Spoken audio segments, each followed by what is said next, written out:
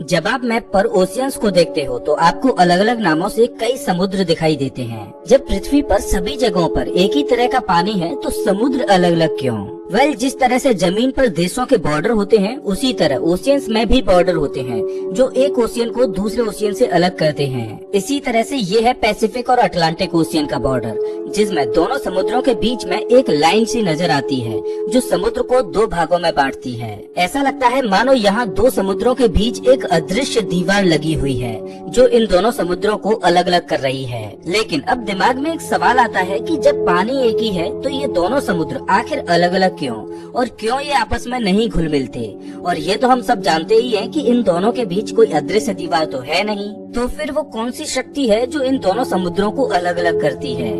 इसका जवाब है कि यहाँ पानी की भी अलग अलग प्रॉपर्टीज हैं। अटलांटिक ओशियन और पैसिफिक ओशियन के पानी में भी अलग अलग डेंसिटी और केमिकल प्रॉपर्टीज मौजूद हैं और इनके रंगों में भी ये अंतर देखा जा सकता है। पानी में अलग अलग फिजिकल और बायोलॉजिकल विशेषताओं से बने इस तरह के बॉर्डर को ओशियन क्लाइंस कहते हैं। यहाँ पर पानी में एक तरफ नमक की मात्रा अधिक है तो दूसरी तरफ नमक की मात्रा कम है। जिस तरफ नमक ज्यादा है उसमें दूसरे तरफ के पानी से 5 गुना ज्यादा नमक है, जिस वजह से ये आपस में घुल नहीं पाते। आप घर पर भी ऐसा एक्सपेरिमेंट कर सकते हो। आप एक ग्लास में आधा ग्लास सॉल्टी वाटर ऐड करो और उस सॉल्टी वाटर में थोड़ा सा कलर ऐड कर दो। उसके बाद उसी ग्लास में ऊपर से फ्रेश वाटर और ऐड कर दो तो आप उस ग्लास में दोनों वाटर्स के मध्य डिफरेंस देख सकते हो और पानी आपस में नहीं घुलेगा।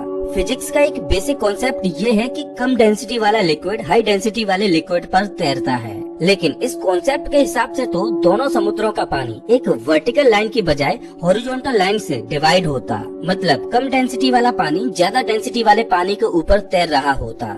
तो फिर पैसिफिक ओशियन और अटलांटिक ओशियन के बॉर्डर पर वो कौन सी चीज है जो इन दोनों को एक दूसरे के ऊपर तैरने से रोकती है? तो इसका पहला कारण है कि इन दोनों समुद्रों के पानी की डेंसिटी में इतना भी ज्यादा अंतर नहीं है कि ये एक दूसरे के ऊपर तैर पाए, और अंतर इतना भी कम नहीं है कि पानी आपस में घुल मिल जाए। और इसका दूसरा कारण है इनर्शिया। दरअसल पृथ्वी अपनी एक्सिस पर घूम रही है। इस वजह से पृथ्वी के नॉर्दर्न हेमिस्फीयर में ऑब्जेक्ट्स क्लॉकवाइज मूव करते हैं तो साउदर्न हेमिस्फीयर में काउंटर क्लॉकवाइज। इस वजह से दोनों समुद्रों के बहने की डायरेक्शंस अलग अलग हैं। इस वजह से ये आपस में मिक्स नहीं हो पाते।